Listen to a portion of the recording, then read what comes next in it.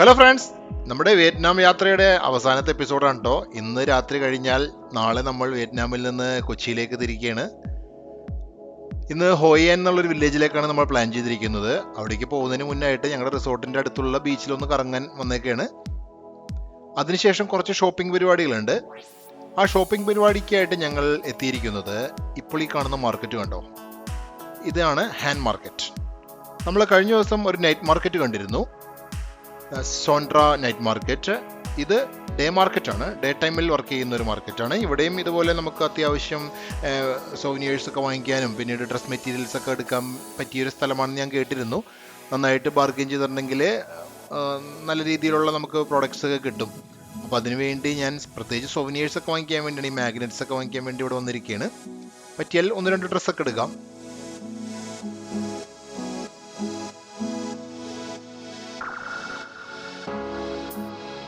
Han മാർക്കറ്റിൽ നിന്ന് ഇറങ്ങിയിട്ട് ഞങ്ങൾ നേരെ ചെന്നത് ഒരു വലിയ പുഴയുടെ സമീപത്താണ്. ഈ പുഴയുടെ പേരാണ് ഹാൻ. അപ്പോൾ വെറുതെ അല്ല ആ മാർക്കറ്റിന് ഹാൻ എന്നുള്ള പേരിട്ടിരിക്കുന്നത്. വിയറ്റ്നാമിലെ ഏറ്റവും പ്രശസ്തമായ നദിയാണ് ഹാൻ നദി. ഈ ഹാൻ നദിക്ക് കുറുകെയാണ്, നിങ്ങൾ നോക്കൂ, ആ കണ്ടിട്ട് എന്തെങ്കിലും തോന്നുന്നുണ്ടോ? ആ പാലം ഒരു ഡ്രാഗന്റെ ഷേപ്പിലാണ്.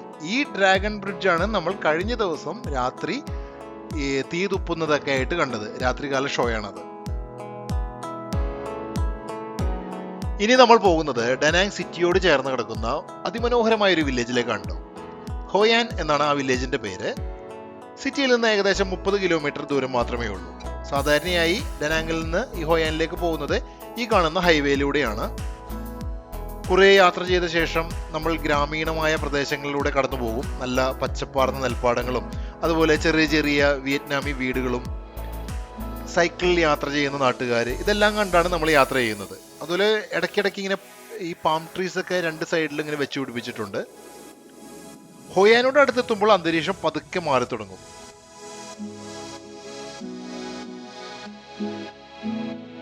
ഹോയാൻ എന്ന ഏൻഷ്യൻ വില്ലേജിലോട്ട് പോകുന്നതിന് മുമ്പ് നമുക്കൊരു കോക്കനട്ട് ഫാമിൽ കയറിയാലോ എന്ന് നമ്മുടെ ടാക്സിയിലെ ഡ്രൈവറോട് ചോദിച്ചിട്ടോ.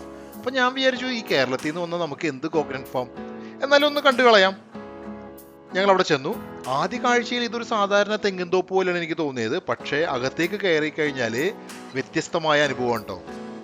വെള്ളം നിറഞ്ഞ ചെറിയ ചെറിയ കനാലുകളും ഇരുവശവും നിറഞ്ഞു നിൽക്കുന്ന പാം ട്രീസും അതൊക്കെ ഒരു പ്രത്യേക ആകർഷണമായിട്ട് തോന്നി. അതിലും കുറച്ചുകൂടി എനിക്ക് രസകരമായിട്ട് തോന്നിയത് ഈ യാത്രയുടെ ഹൈലൈറ്റ് ഉണ്ടോ, അത് ഒരു വട്ടത്തിലുള്ള ബാസ്കറ്റ് ബോട്ട് ഉണ്ട് ഇവിടെ. നമ്മുടെ കൊട്ടവഞ്ചി എന്നൊക്കെ പറയില്ലേ, അത് തന്നെ. അപ്പോൾ ഈ കൊട്ടവഞ്ചി കൂടി കയറി നമുക്ക് യാത്ര ചെയ്യാം. അതും നമ്മളിപ്പോൾ മൈസൂരൊക്കെ ചെയ്തിട്ടുണ്ടാവും, എന്നാലും ഇവിടെ ഒരു പ്രത്യേക രസമാണ് ഇവിടെ ചെയ്യുന്നത്. ഞങ്ങൾ അതുകൊണ്ട് കയറി. വർഷങ്ങളായിട്ട് ഇവിടുത്തെ മത്സ്യത്തൊഴിലാളികൾ ഉപയോഗിക്കുന്ന പരമ്പരാഗതമായ ബോട്ടാണിത്. വിയറ്റ്നാമിൽ ഇതിനെ ബാസ്കറ്റ് ബോട്ട് എന്നാണ് അറിയപ്പെടുന്നത്.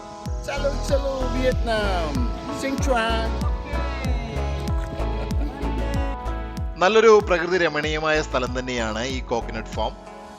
ഏകദേശം നമ്മുടെ നാട് പോലെയൊക്കെ തന്നെയാണ് എനിക്ക് തോന്നിയത്. നമ്മുടെ ആലപ്പുഴയും കുട്ടനാടിന്റെ കായൽ തീരങ്ങളൊക്കെ കാണുന്ന ആ ഒരു പ്രകൃതി ഭംഗി ഇവിടെയും കാണാം.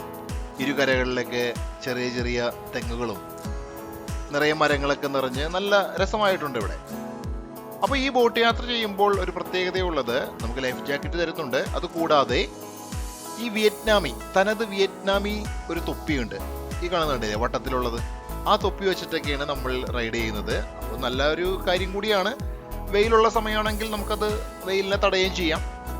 അതുമാത്രമല്ല, ആ തൊപ്പി വെച്ചിട്ട് സഞ്ചാരികളൊക്കെ ഫോട്ടോ എടുക്കാനൊക്കെ ശ്രമിക്കുന്നുണ്ട്, സെൽഫിയൊക്കെ എടുത്ത്. നല്ല ഒരു പശ്ചാത്തലത്തിലാണല്ലോ നമ്മൾ ഇരിക്കുന്നത് തന്നെ, കായലും മരങ്ങളൊക്കെ നിറഞ്ഞ്.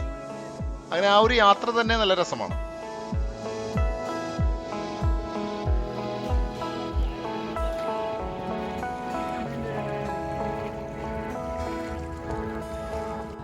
ഹലോ ഫ്രണ്ട്സ്, ഞങ്ങളിപ്പോൾ ഹോയാനിലെ ഒരു കിടിലൻ പരിപാടിക്ക് വന്നേക്കേണ്ട ഒരു കോക്കനട്ട് ഫാം ടൂറാണ്. അതിലേക്ക് വന്നിറങ്ങി നമ്മളിങ്ങനെ കൊട്ടവഞ്ചി കയറ്റിയിട്ട് കണ്ടില്ലേ, ബാക്ക്ഗ്രൗണ്ടിലേക്ക് എത്ര കൊട്ടവഞ്ചിയാണെന്ന് നോക്കി. ഒരു 40 മിനിറ്റത്തെ റൈഡാണ് കേട്ടോ. പക്ഷെ നല്ല രസമാണത്, ഒരു നല്ലൊരു എൻ്റർടൈൻമെൻ്റ് ആണ്. അതെ ഫ്രണ്ട്സ്, കൊട്ടവഞ്ചികളുടെ ഒരു കൂട്ടം തന്നെയാണ് കായലിന്റെ മധ്യഭാഗത്തെത്തുമ്പോൾ നമുക്ക് കാണാൻ പറ്റുന്നത്. ഇവിടെ നിരവധി വിനോദ പരിപാടികളൊക്കെ നടക്കുന്നുണ്ട്. മ്യൂസിക് ഷോകൾ അല്ലെങ്കിൽ വലയെറിഞ്ഞ് മീൻ പിടിക്കുന്നത് കാണിക്കുന്നു. അത് നമുക്ക് വലിയ പുതുമയൊന്നുമില്ല. പിന്നീട് നമ്മൾ ക്ഷണിക്കുന്നത് വേറൊരു തോണിക്കാർ, അവരുടെ ഈ ബോട്ടിലേക്ക് കയറാൻ പറയും. എന്നിട്ട് ആ ബോട്ട് ഇങ്ങനെ സ്പിൻ ചെയ്യിക്കും. അതൊരു രസം തന്നെയാണ്. എന്നാലും തേജുവും സൂര്യയുള്ള ബോട്ട് ഞാൻ സ്പിൻ ചെയ്യിക്കാൻ നിന്നില്ല. ഞാൻ സെപ്പറേറ്റ് ഒരു ബോട്ടിൽ കയറി അതൊന്ന് കുറച്ച് നേരത്തേക്ക് സ്പിൻ ചെയ്തു. സൂര്യ അതിൻ്റെ വീഡിയോ ഒക്കെ എടുത്തു. പക്ഷേ നല്ല വീഡിയോഗ്രാഫർ ആയതുകൊണ്ട് എല്ലാം ബ്ലറായി പോയെന്ന് മാത്രം. അങ്ങനെ ആ കാഴ്ചകളൊക്കെ കണ്ട് ആ വിനോദ പരിപാടികളിലൊക്കെ ഏർപ്പെട്ട് ഞങ്ങൾ തിരിച്ച് മറുകരയിലേക്ക് പോവുകയാണ്.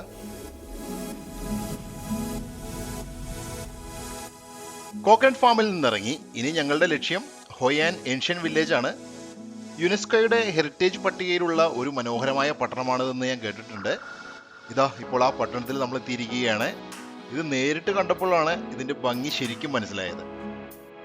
ഇവിടത്തെ പ്രധാനപ്പെട്ട 2 സ്ട്രീറ്റുകളാണ് ന്യൂവൻടൈൻ ഹോക്ക് സ്ട്രീറ്റും ട്രാൻഫു സ്ട്രീറ്റും. അതിലെ ട്രാൻഫു സ്ട്രീറ്റ് ആണ് ഈ കാണുന്നത് കേട്ടോ. എവിടെ നോക്കിയാലും മഞ്ഞ നിറത്തിലുള്ള പഴയ കെട്ടിടങ്ങൾ, അതുപോലെ മരത്തിൽ നിർമ്മിച്ച ഷോപ്പുകൾ, ചെറിയ ചെറിയ ആർട്ട് ഗാലറികൾ. പിന്നെ ഇവിടുത്തെ ഏറ്റവും പ്രത്യേകത എന്ന് പറയുന്നത് ലാൻറ്റേൺ ലൈറ്റുകളാണ്. പല നിറത്തിലുള്ള ലൈറ്റുകൾ ഇങ്ങനെ തൂക്കിയിട്ടിരിക്കുന്ന ഒത്തിരി ഷോപ്പുകൾ നമുക്കിവിടെ കാണാൻ പറ്റും. അത് വിൽക്കാനും, പിന്നെ അതുമാത്രമല്ല ഈ വരുന്ന ടൂറിസ്റ്റുകൾക്ക് അതിന്റെ മുന്നിൽ നിന്ന് ഫോട്ടോ എടുക്കാനുള്ള സൗകര്യം. അപ്പോൾ അത് ബാക്ക്ഗ്രൗണ്ടിൽ വരുമ്പോൾ ഒരു പ്രത്യേക രസമായിരിക്കുമല്ലോ. ഏൻഷ്യൻ വില്ലേജിന്റെ അതിമനോഹരമായ കാഴ്ചകൾ കണ്ടുകൊണ്ട് ഇങ്ങനെ ട്രാൻഫു സ്ട്രീറ്റിലൂടെ നടക്കുന്നത് തന്നെ ഒരു എക്സ്പീരിയൻസ് ആണ്.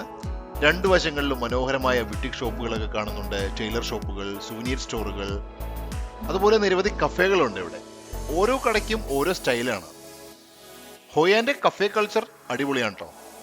ചെറിയ ബാൽക്കണികളുള്ള കഫേകളിൽ ഇരുന്നുകൊണ്ട് ഒരു വിയറ്റ്നാമി കോഫി കുടിച്ച്, അല്ലെങ്കിൽ ഒരു എഗ് കോഫി കുടിച്ചുകൊണ്ട് തെരുവുകളിലൂടെ നടക്കുന്ന ആളുകളെ ഇങ്ങനെ നോക്കിയിരിക്കാനും, അതുപോലെ ആളുകൾ സൈക്കിളിൽ സഞ്ചരിക്കുന്നു. ട്രാൻസ്ഫർ സ്ട്രീറ്റിലൂടെ നടന്ന് നമ്മൾ പിന്നീട് എത്തുന്നത് നദിക്ക് അഭിമുഖമായിട്ടുള്ള ഒരു വലിയ സ്ക്വയറിലേക്കാണ്. അപ്പൊ ഏകദേശം ഈ സമയം കൊണ്ട് വൈകുന്നേരമായി, ഇരുട്ട് വീണ് തുടങ്ങി. ഈ സമയമാണ് ഈ ഹോയാൻ ഏൻഷ്യൻ സിറ്റിയുടെ ഭംഗി ശരിക്കും അറിയേണ്ടത്. ആയിരക്കണക്കിന് നിറമുള്ള ലാൻറ്റേൺ ലൈറ്റുകൾ ഈ സ്ക്വയറിലുള്ള കടകളിലൊക്കെ നമുക്ക് കാണാൻ പറ്റും. അതുപോലെ ഇവിടെയുള്ള ഒരു പ്രശസ്തമായ ബ്രിഡ്ജാണ് ഈ കാണുന്നത്. ആൻഹോയ് ബ്രിഡ്ജ് എന്നാണ് ഈ പാലം അറിയപ്പെടുന്നത്. അതിന്റെ ചുറ്റുമാണ് ശരിക്കും ആഘോഷങ്ങൾ നടക്കുന്നത്. നദിക്കര മുഴുവൻ ആളുകൾ കൊണ്ട് നിറയും. സ്ട്രീറ്റ് പെർഫോമൻസുകളും ലോക്കൽ ഫുഡ് സ്റ്റോളുകളും ചെറിയ മാർക്കറ്റുകളും ചേർന്നിട്ട് ഒരു ഫെസ്റ്റിവൽ ഫീലാണ് നമുക്ക് കിട്ടുന്നത്. അതിനുശേഷം സഞ്ചാരികൾ ചെയ്യുന്ന ഏറ്റവും പ്രധാനപ്പെട്ട ഒരു കാര്യം, ഈ നദി കണ്ടില്ലേ, ട്യൂബോൺ റിവർ എന്നാണ് ഇത് അറിയപ്പെടുന്നത്. അതിലൂടെയുള്ള ഒരു ബോട്ട് സഫാരി. രാത്രി ലൈറ്റുകൾ ഇങ്ങനെ വെള്ളത്തിൽ പ്രതിഫലിക്കുന്നത് കാണാൻ തന്നെ നല്ല മനോഹരമായ ഒരു കാഴ്ചയാണ്. അതുപോലെ ബോട്ടിലിരുന്ന് പതുക്കെ നീങ്ങുമ്പോൾ ചുറ്റുമുള്ള ലാൻറ്റേൺ ലൈറ്റുകളുടെ വെളിച്ചവും തണുത്ത കാറ്റും നദിയുടെ ആ ഒരു ശാന്തതയും കൂടി എല്ലാം കൂടി ചേരുമ്പോൾ നമുക്ക് ശരിക്കൊരു റിലാക്സിങ് ഫീൽ തന്നെയാണ് കിട്ടുന്നത്. മാർക്കറ്റ് സ്ട്രീറ്റിലൂടെ നടക്കേണ്ട സ്ക്വയറിലെ കാഴ്ചകളെ കണ്ടിട്ട് ഞങ്ങൾ ഇനി തിരികെ പോവുകയാണ്. നമുക്കിനി ട്രാൻസ്ഫർ സ്ട്രീറ്റിലേക്ക് എത്തണം. ശരിക്കും അധികം തിരക്കോ ബഹളമോ ഇല്ലാത്ത, എന്നാൽ വളരെ ചില്ലായിട്ടും ഫ്രണ്ട്ലിയുമായിട്ടുള്ളൊരു അന്തരീക്ഷമാണ് ഈ ഏൻഷ്യൻ സിറ്റി നമുക്ക് ഒരുക്കുന്നത്. അങ്ങനെ ആകെ പറഞ്ഞാൽ ചരിത്രവും സംസ്കാരവും മനോഹരമായ ആർക്കിടെക്ചറും കഫേ കൾച്ചറും നിറഞ്ഞ ഒരു നല്ലൊരു പട്ടണം. ഒരിക്കലും ഇവിടെ വന്നാൽ വീണ്ടും നമുക്ക് പോകണമെന്നുള്ളൊരു ആഗ്രഹം തോന്നും. അങ്ങനെ തോന്നിപ്പിക്കുന്ന കുറെ കാഴ്ചകളുള്ള ഒരു ഡെസ്റ്റിനേഷൻ തന്നെയാണ് ഹോയാൻ. ഹോയാൻ വില്ലേജിലെ കാഴ്ചകളൊക്കെ കണ്ടിട്ട് ഞങ്ങൾ അടുത്ത ദിവസം, ഇന്ന് വൈകുന്നേരമാണ് നമ്മൾ തിരിച്ച് കൊച്ചിയിലേക്ക് പോകുന്നത്. അപ്പോൾ നേരം വെളുത്ത ഉടനെ തന്നെ ഞാൻ എന്ത് ചെയ്തു, മൈക്കി ബീച്ച്, ഞങ്ങൾ താമസിക്കുന്ന ഹോട്ടലിന്റെ തൊട്ടടുത്താണ് മൈക്കി ബീച്ച്. അപ്പോൾ ആ മൈക്കി ബീച്ചിലെ കാഴ്ചകളൊക്കെ ഒന്ന് കണ്ടുവരാമെന്ന് വിചാരിച്ചിട്ട് ഞാൻ അങ്ങോട്ട് നടക്കുകയാണ്. ആ ബീച്ചിലോട്ട് പോകുന്ന റോഡാണ് ഈ കാണുന്നത്. ഡനാങ്ങിലെ ഏറ്റവും പ്രശസ്തമായ ബീച്ചുകളിലൊന്നാണ് മൈക്കെ ബീച്ച്. യുവാക്കളൊക്കെ ഒത്തിരി വരുന്ന ഒരു ഏരിയ കൂടിയാണ്. ഡനാങ്ങിലെ ഏറ്റവും പ്രശസ്തമായ ഒരു ബീച്ചാണ് കേട്ടോ ഈ മൈക്കെ ബീച്ച്. ഏകദേശം 30 കിലോമീറ്ററോളം നീണ്ടു കിടക്കുന്ന നല്ല സ്വർണ്ണ നിറമുള്ള മണൽപ്പരപ്പും അതുപോലെ തെളിഞ്ഞ നീലക്കടലും വൃത്തിയായി പരിപാലിച്ചുകൊണ്ടിരിക്കുന്ന ആ ബീച്ചിന്റെ പരിസരമൊക്കെ ഉണ്ടല്ലോ, അത് കണ്ടാൽ തന്നെ അറിയാൻ പറ്റും ഇതൊരു നമ്പർ 1 ബീച്ച് തന്നെയാണെന്നുള്ളത്. ഒരു വശത്ത് ശാന്തമായി ഇങ്ങനെ തിരമാലകൾ കരയെ തഴുകുമ്പോൾ, മറുവശത്ത് നമുക്ക് കാണാൻ പറ്റും ഈ ഡനാങ് നഗരത്തിന്റെ മനോഹരമായ ഒരു സ്കൈലൈൻ. ഉയരമുള്ള ബിൽഡിങ്ങുകളും ഹോട്ടലുകളും, അതിനു പിന്നിൽ നല്ല മലനിരകളും കാണാൻ പറ്റും. ശരിക്കും കടലും നഗരവും ഓരോ ഫ്രെയിമിൽ കാണുന്ന ഒരു മനോഹരമായ കാഴ്ചയാണ് ട്ടോ. Hello, good morning from ഡനാങ്. ഇവിടെ ഇപ്പോൾ സമയം നേരം വെളുത്തു വരുന്നുള്ളൂ കേട്ടോ. 5:30 മണി. 5:30ക്ക് ബീച്ചിൽ ഞാൻ വെറുതെ ബീച്ച് കാണാൻ വേണ്ടി ഇറങ്ങിയാണ്. പക്ഷെ ഇത്രയ്ക്ക് തിരക്കുണ്ടാവും എന്ന് വിചാരിച്ചില്ല കേട്ടോ. 5:30 ആയപ്പോഴേക്കും ബീച്ച് ഫുള്ളാണ്. യെസ് ഫ്രണ്ട്സ്, ഇപ്പോൾ സമയം വെളുപ്പിന് 5:30 ആയിട്ടുള്ളൂ. ആ 5:30 ആയപ്പോഴേക്കും ബീച്ചിലെ തിരക്കൊന്ന് നോക്കി. രാവിലെ ഇവിടെ എത്തിയാൽ നമ്മൾ ആദ്യം കാണുന്നത് കുറേ മത്സ്യത്തൊഴിലാളികളെയാണ്. ചിലർ കടലിൽ നിന്ന് തിരികെ എത്തുന്നു, മറ്റു ചിലർ അവരുടെ വലകളൊക്കെ ശരിയാക്കുന്നുണ്ട്, ചിലർ ഇന്നത്തെ മീൻപിടുത്തത്തിനുള്ള തയ്യാറെടുപ്പിലാണ്. ഞാൻ അവർ മീൻ പിടിക്കുന്നത് ഇങ്ങനെ വലയൊക്കെ ഇട്ട് വലിക്കുന്നതൊക്കെ ഇങ്ങനെ നോക്കി നിൽക്കുകയാണ്. എന്നിട്ട് ഞാൻ കുറച്ചു നേരം അവരുടെ കൂടെ നിന്ന് ആ വല വലിക്കാനൊക്കെ അവരുടെ കൂടെ കൂടി. അങ്ങനെ ആ വിയറ്റ്നാമി ജീവിത രീതി നേരിൽ കാണാൻ കഴിയുന്നത് ഒരു അനുഭവം തന്നെയാണ് കേട്ടോ.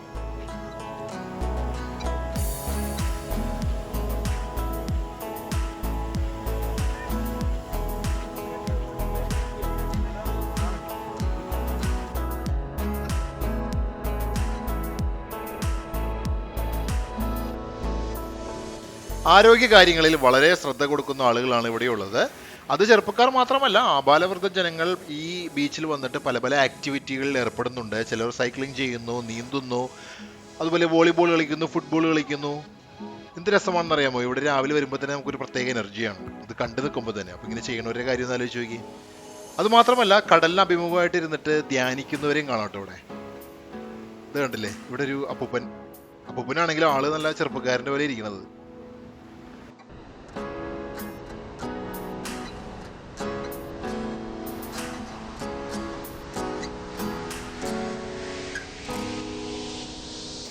യെസ് ഫ്രണ്ട്സ്, അങ്ങനെ നമ്മളുടെ 8 ദിവസത്തെ വിയറ്റ്നാം യാത്ര ഇവിടെ അവസാനിക്കുകയാണ് കേട്ടോ.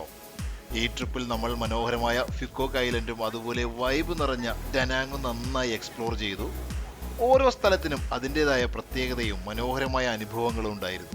ബീച്ചുകളും ഭക്ഷണങ്ങളും കാഴ്ചകളും ചെറിയ ചെറിയ അഡ്വഞ്ചറും എല്ലാം ചേർന്നാണ് ഈ യാത്ര അതിമനോഹരമായത്.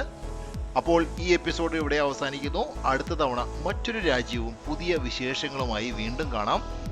അതുവരെ സന്തോഷത്തോടെ കാത്തിരിക്കൂ. ബൈ.